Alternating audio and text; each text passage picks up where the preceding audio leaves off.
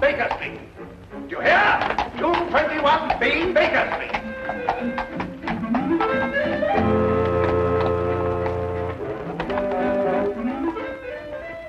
And you're an idiot, too.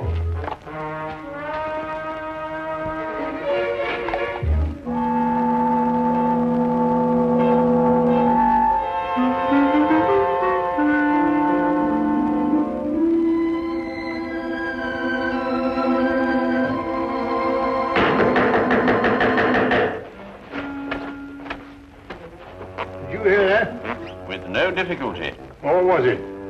Well, according to my deductions, I should imagine that someone is at the door. Oh.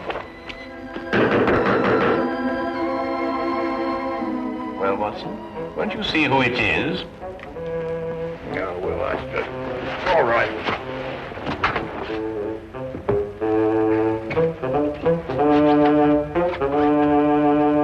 How do you do? Out of my way, imbecile. Ah, here you are. A most accurate observation. Don't fool with me, sir. I'll wrap this stick around your head. I beg your pardon. Do you know who you're talking to? I most certainly do. An idiot, a liar, and a blackguard. That's who I'm talking to. Would you care for a cup of tea? Never mind the cup of tea. Just give me my £100. Now, look here. Now you've gone too far. Who are you? Yes. Why don't you introduce yourself? Introduce? Mr. Holmes, what tomfoolery is this now? You know my name, sir. I wish I were equally informed as to yours. Do you mean to sit there and pretend you don't know who I am? I not only do not know who you are, sir, but I think I prefer it. Quite. But this is impossible. Oh, you're pulling my leg? Mr. Sherlock Holmes is not in the habit of pulling the legs of elderly gentlemen.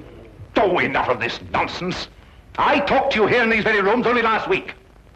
Oh, indeed? And what did we talk about? You know very well what we talked about.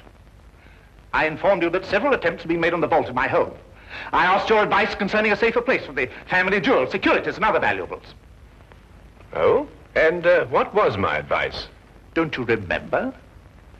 You said that thieves never look in the obvious places for valuables. They only look in the places that are not obvious. Therefore, I should put my precious things in an obvious place, which would then become inobvious. Or some such dribble. Anyway, I took your word for it, and you charged me £100, too. Did I? I take it the advice was not very effective. Effective? My dear sir, not more than an hour ago, the biscuit jar was ransacked. Completely ransacked. Biscuit jar? I offer you my full sympathies, Mr. Sir Arthur Treadley. Oh, Sir Arthur. However, the loss of your valuables represents only one crime in this pattern. What do you mean? The first crime committed was a very clever impersonation of myself. For last week, when we presumably were holding our rather unusual discussion, I was in Brighton with Dr. Watson. Yes, we had sort of a holiday. Gone the entire week. Very enjoyable, eh? Are you certain? There can be no doubt, sir. Then I talked to An imposter. But he looked exactly like you. It's interesting, eh, Watson? Yeah. What did I look like? You were in Brighton. We both were. Well, this is the most amazing. It certainly is, sir. I hardly relish the thought of a stranger wearing my slippers and smoking my pipe. Not to mention the fact that he's traded on your name to achieve his own illegal ends. Well, I see that I can hardly blame you, but still, something should be done about it. Something shall be done about it, sir. This imposter must be apprehended. You should report the matter to the police. Oh, no, I think you can trust Sherlock Holmes. This Sherlock Holmes. Good. Here's my card, sir. Please contact me as soon as you've uncovered the scoundrel. I should very much like to meet him face to face. Exactly my wish, sir. Good day, then, gentlemen.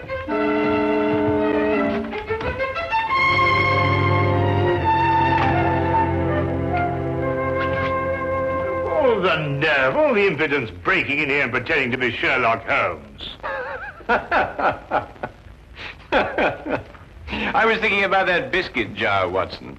I must say my alter ego certainly had a good deal of audacity. He's back. Well, I hardly think so, Watson. Hello, Inspector. Ah, Lestrade. Holmes? Holmes. And the laughing stock of Scotland Yard. Oh, I am sorry to hear that. But so you should be. If it hadn't been for you, I'd have had London's cleverest jewel thief in the palm of my hand. Ah, also London's cleverest impersonator, no doubt. Huh? I assume that you are under the impression that I visited you last week and offered you some unsolicited advice, shall we say? Of course I'm under the impression that... What do you mean, impression? Well, I'm sorry to disillusion you, Lestrade, but you see, Dr. Watson and I were not in London last week. A gentleman bearing an uncanny resemblance to myself has duped you. I don't believe it. You just won't admit to an error of judgment. Oh, no, Holmes. I'm not accepting that excuse. We were in Brighton, and we can prove it. Ridiculous. You came to my office, and you convinced me to switch my men from watching Carlton's jewelry shop to watching Hammelberg's jewelry shop. Yes, and naturally, Carlton's was the one that was robbed. Clean as a whistle. Oh, Holmes. I can't face my men. Of course not. My dear old friend, my advice to you is to return to your men and inform them that you deliberately exposed Carlton's jewelry shop to the thief. All part of a vast, intricate plan. And don't tell them anything more. Well, you think that would work, Holmes? My solemn word. I'll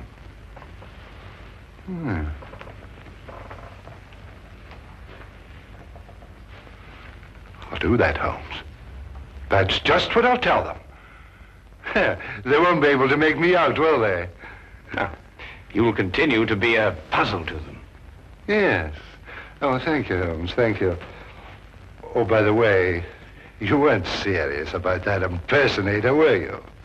Quite serious. Ridiculous.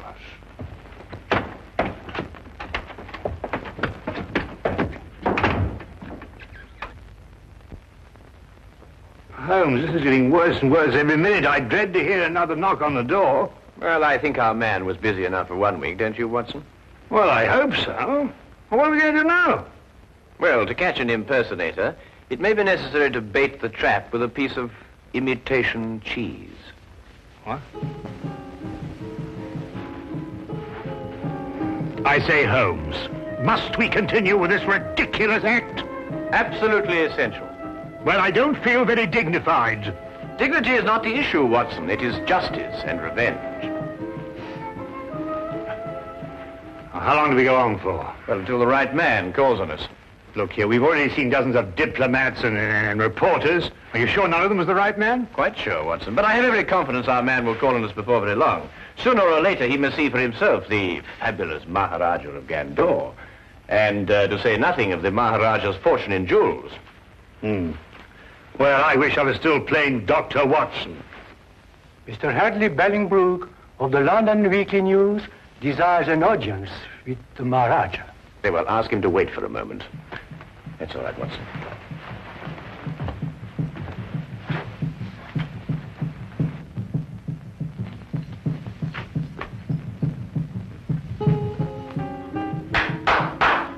Show Mr. Bellingbrook in.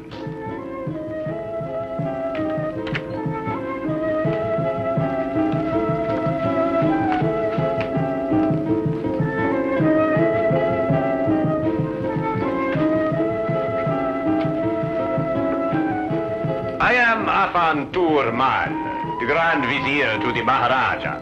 We welcome you. How do you do? Please to follow me. The Maharaja of Gandor, Mr. Bellingbrook. Would you state purpose of visit? Well, I'd like to get an interview with the Maharaja for my newspaper.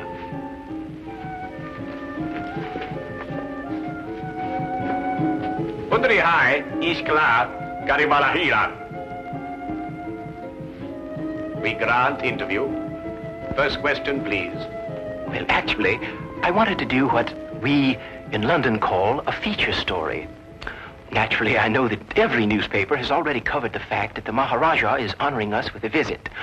I thought, therefore, that we might have, well, just sort of an informal chat. Very interesting. Very interesting. We grant an informal chat. Thank you. Your Highness, the population of London has heard a great deal about your jewels. I wonder, would you tell me what their value is? You may say for publication that the Maharaja's jewels are worth well in excess of £500,000. I see. And would the Maharaja consent to reveal to us just how he protects such a vast fortune? The Maharaja retains 30 men whose sole task it is to guard the vast wealth. Very interesting. Yes, but it is not the fear of theft that disturbs the Maharaja. Oh? May I inquire just what it is that disturbs the Maharaja? Mr. Berrybrook, we are faced with a delicate situation. May we take you in our confidence? Oh, yes, of course. Well, the truth is that the Maharaja's daughter is in love with a young Englishman. I had no idea. It is all too true, but we are plagued with doubts. Doubts? Yes. We would like to know if the young man is sincere in his affections, or, as you might term it, is he a fortune hunter? So you see, to most men, £500,000 is a fortune. That is a serious problem. Indeed, we would ask you in the greatest confidence if you could recommend to us a private individual who could carry out some discreet investigations into the young man's background and motives, huh? Have you not heard of Sherlock Holmes? Sherlock Holmes? No. The name falls strangely on our ears. I assure you, sir, the man is a master in matters of this nature. Then perhaps he is the one we seek. I'm sure he would be delighted to assist you.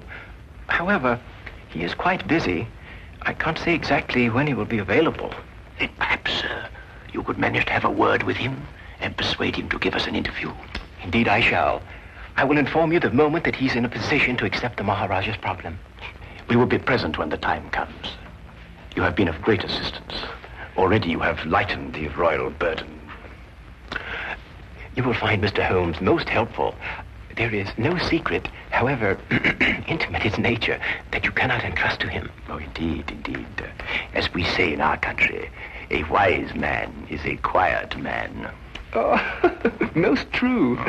And now, may I ask the Maharaja another question? No, please, please. The Maharaja is fatigued with the interview. The Maharaja bids you good day. Oh, yes, yes, of course. Your visit has been most pleasing to us. Good day, Mr. Bellingbrook.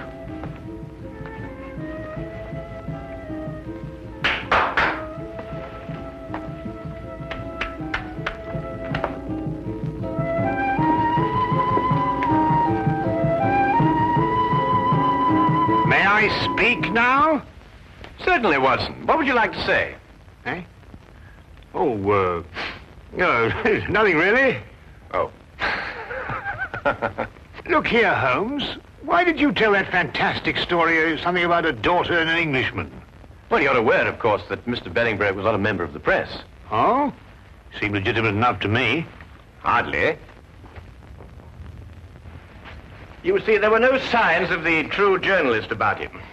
The seat of his trouser was not shiny from constant application to a chair, nor were the elbows of his coat shiny from constant application to a desk. Yeah? His spectacles were mere props being made of plain glass. Plain glass? Good Lord, how did you determine that? Well, Mr. Bellingbrook is nearsighted. It was quite evident from the manner in which he took those notes that the glasses were no use to him whatsoever. Oh, I see. All right, then, granted Bellingbrook isn't Bellingbrook. Well, who is he? I mean, he doesn't look very like you, does he? Well, that's true, Watson. I think we shall learn more about our mysterious friend when he arranges that interview for me with Sherlock Holmes.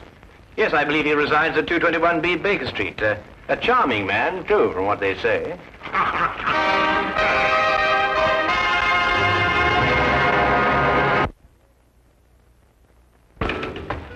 Cabby? I say, Holmes, you did say we were just going through the motions of leaving the city. Yeah, correct. But, well, hey, where are we actually going? Well, straight back to our rooms at the hotel, where you will get out of your clothes and resume your instant characterization of the Maharaja of Gandor.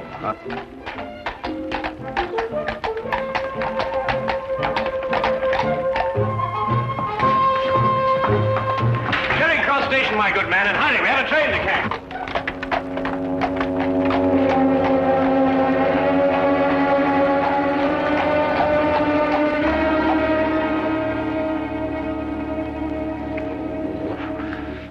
I wish they wore bowlers. Yeah, let me help you. Mr. Bellingbrook has arrived. Ah, show him in.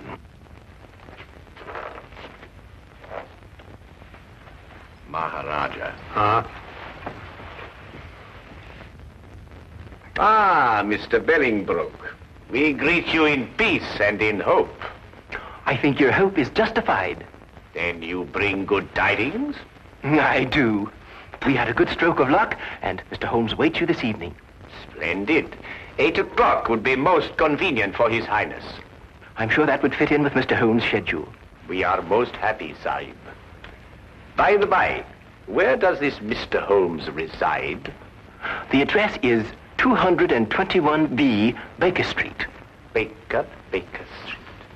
Ah, that has something to do with cakes and bread, no doubt. Yes, it is. But it has nothing to do with it in this case. Odd name for a street. But however, we shall be there at the appointed hour. Good day, Mr. Bellingbrook. Holmes, if this is your idea of a joke, then our friendship is at an end. Not to mention my career with the Yard. I give you my word, Lestrade, I am utterly serious. And what could be fairer than that? I know.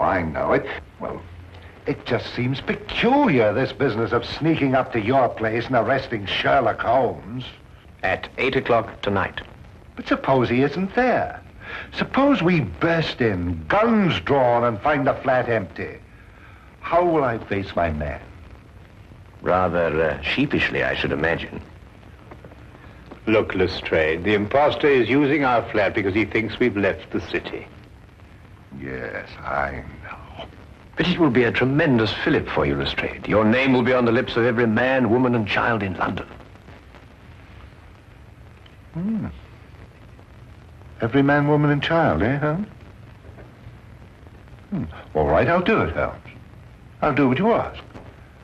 Wilkins? Yes, sir. Have Hennessy and Clybourne report here at 7:30 tonight. Yes, sir. Oh, and you'd better be here, too. Very good, sir. One thing more, Wilkins. If anything goes wrong tonight, you know with whom the responsibility will lie? Well, I hardly like to say so. You're in enough difficulty as it is, sir.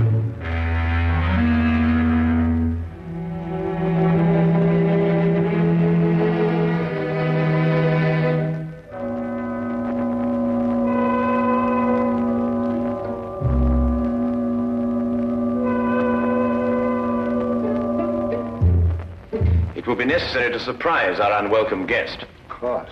I suggest, therefore, that we gather one by one in the hallway of the house. Watson, you stroll by first and then duck in. Right. Next Lestrade, then Wilkins, and finally myself.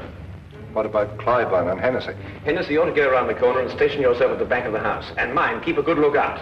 And Clybourne, you remain here and watch the front of the house. Now, is everything understood? Good. Then let's be off.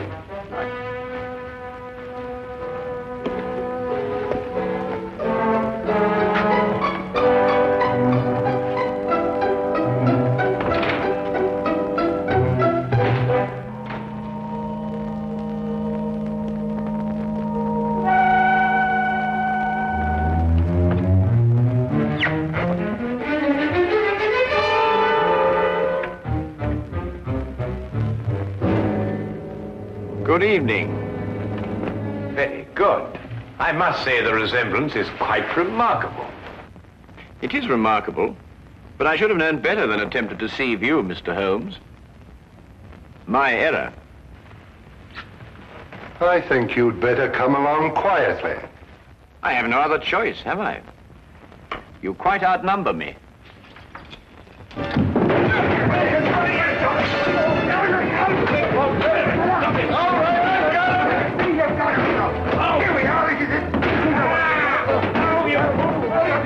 Fools! You've got the wrong you don't. We've had enough of your tricks. Lestrade, Watson, he's getting away. Let me up. Let you up, give you another chance to escape, my You'll pardon me, gentlemen, but I believe you're sitting on the real Mr. Holmes. What makes you think so, Wilkins? Well, if he's the imposter, where is the real Mr. Holmes? Yes, of course, you idiots. The real Holmes would run away. There should be two of us. Oh, my goodness, he's right. I'm most terribly sorry, Holmes. There's no time for all that now, Watson. Please, come on.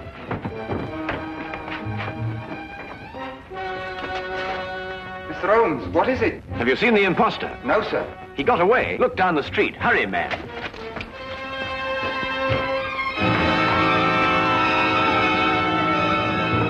Don't move.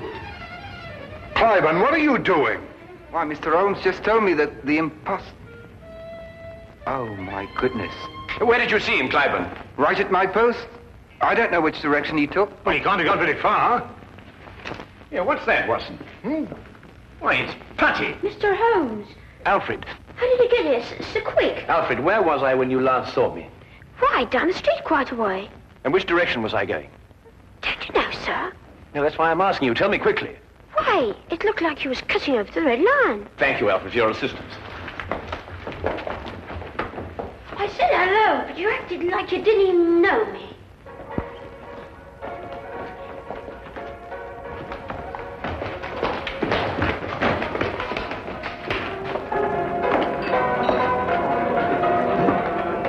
Make yourselves inconspicuous. I'll call you if I need you.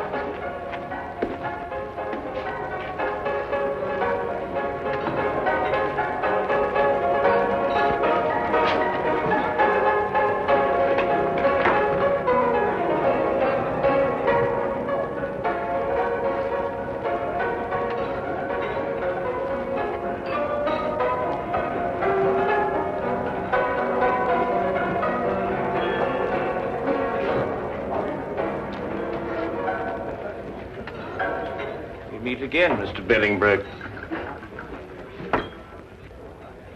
I beg your pardon. Disagreeable stuff, Putty, isn't it? The way it sticks to everything. Your hand at cut. No, I wouldn't advise you to do that. There's no point in trying to run away again.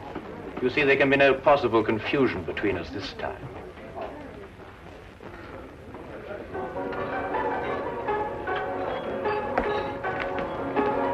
Here he is, Lestrade. But who is this man? Well, it's rather difficult to say. Sometimes he is a certain Mr. Billingbroke, and at others a certain Mr. Sherlock Holmes. But at all times he is a superb master of mimicry and disguise. Holmes, are you positive? I'd hate to make another mistake, you know. Have no fear, Lestrade. You will discover on his person the putty with which he remodels the features of his face. And you may also undoubtedly discover that at one time or another, he was a more than competent actor.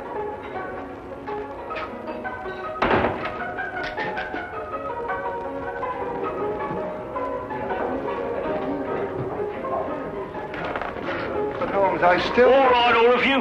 Now move in. Come on, Tony, we can make a break for it. Just in the nick of time, Charlie boy. Here, give me the gun. Thank you. Now, won't you sit down opposite your partner? Aren't you Tony Simmons? No, I am Sherlock Holmes. And this, in yet another disguise, is Tony Simmons. And this is Inspector Lestrade of Scotland Yard, Dr. Watson, Sergeant Wilkins, and Officer Cliburn. Now, is everything quite clear? Wilkins, give me a hand. My head feels quite light.